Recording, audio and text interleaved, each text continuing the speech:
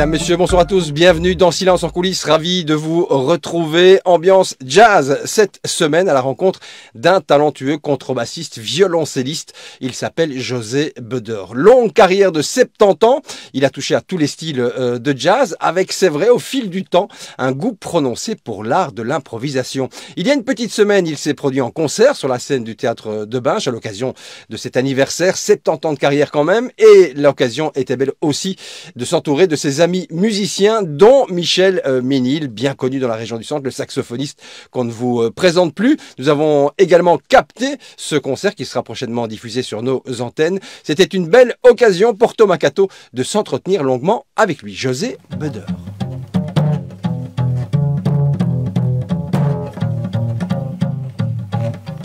Oh yeah.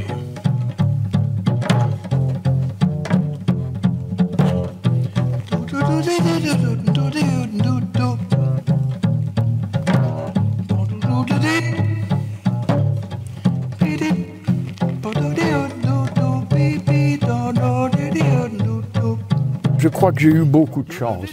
Parce que si je jouais de la trompette, par exemple, le contact est très réduit entre l'instrument en métal et l'embouchure.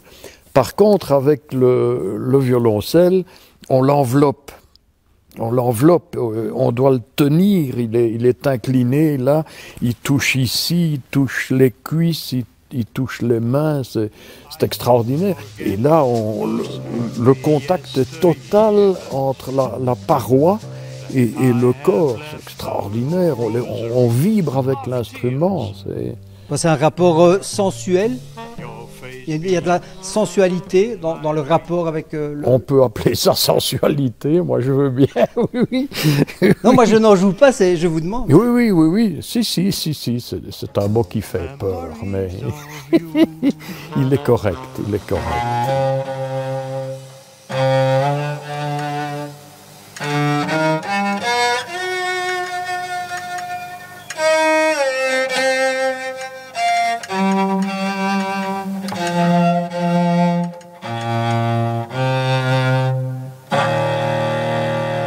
Pourquoi la contrebasse? Pourquoi le violoncelle?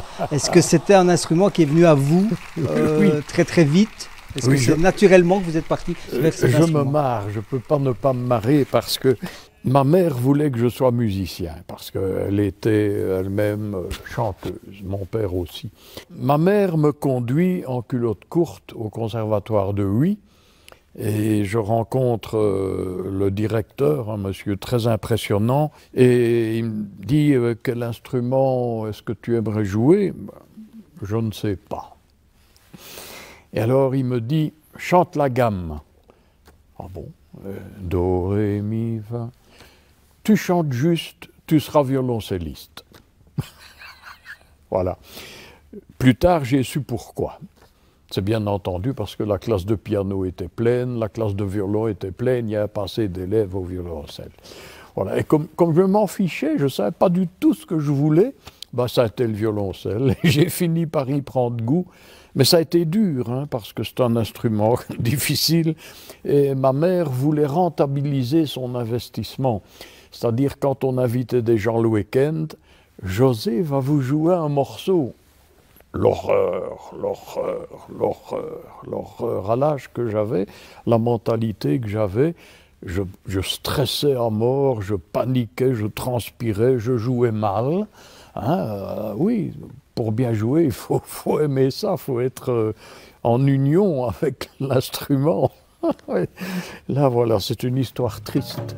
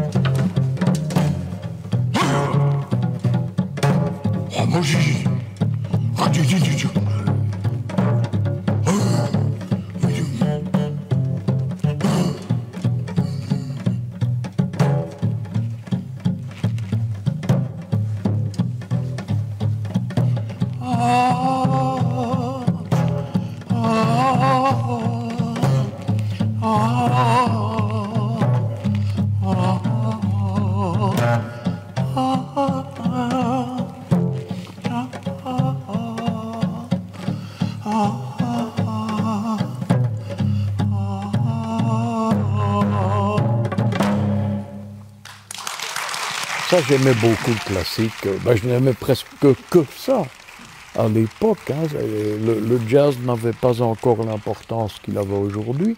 Et il n'y avait pas d'école de jazz. Ma première contrebasse était accordée comme un violoncelle. En quinte, la, ré, sol, do. Mais alors, j'avais acheté une seconde contrebasse.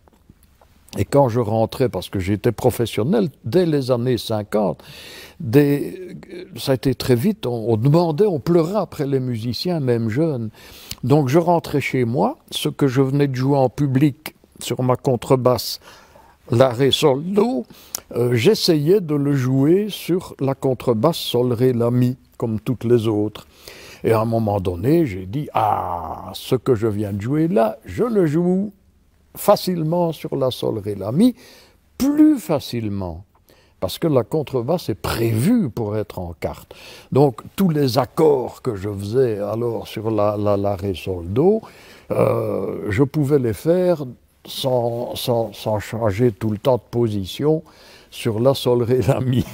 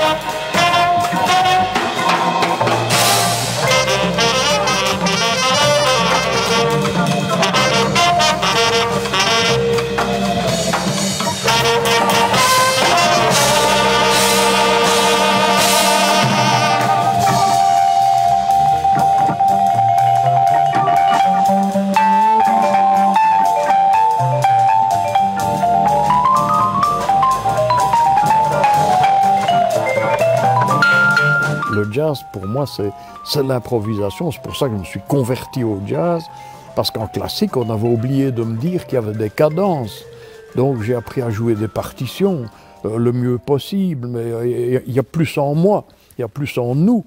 Donc j'avais envie de sortir des trucs, et je pouvais avec le jazz.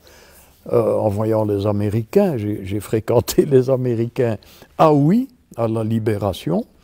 Et je les ai fréquentés ensuite parce que quand j'ai quitté mes parents, je suis allé à Madrid, je suis allé habiter en Espagne. À côté de Madrid, il y a une base américaine. Donc j'ai appris avec les Américains, noirs principalement en Espagne. Et vous apprenez quoi là? Vous apprenez le swing, vous apprenez l'improvisation? Oui, il fallait apprendre le swing. Parce que, pour une raison mais vraiment stupide, primaire, dans ma conception musicale, on accentuait le premier et le troisième temps. 1, 2, 3, 4.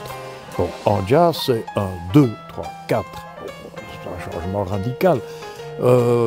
Mais surtout l'improvisation.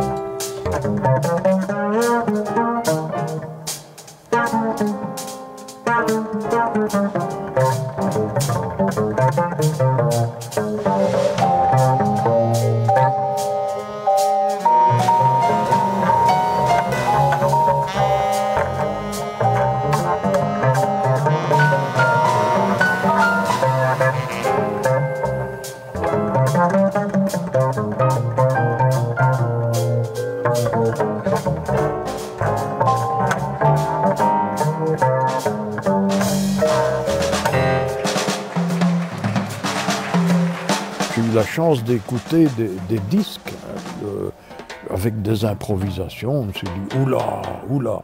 Et alors j'essaye. Au début, c'est minable, hein. Mais je suppose pour tout le monde. Mais ça devient une habitude, puis ça devient une manière de vivre. Je peux dire, j'ai beaucoup improvisé dans ma vie. avec certains succès, voilà, on peut dire ça. Je vous disais tout à l'heure, si vous ne savez pas chanter, chantez. C'est exactement ce que je vais faire.